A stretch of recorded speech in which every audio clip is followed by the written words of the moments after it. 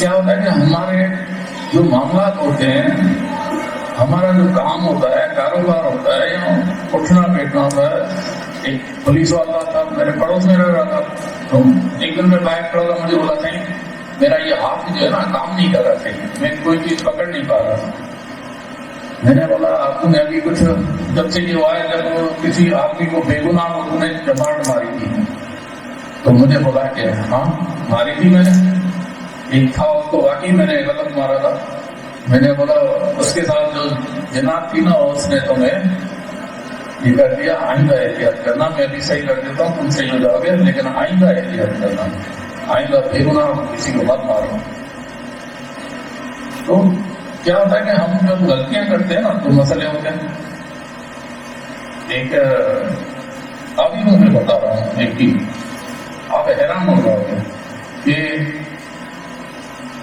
جس گھر میں کالے علم کے ماں باپ نے تاکید لی، ان کی اولاد ساری پریشان رہتی ہے.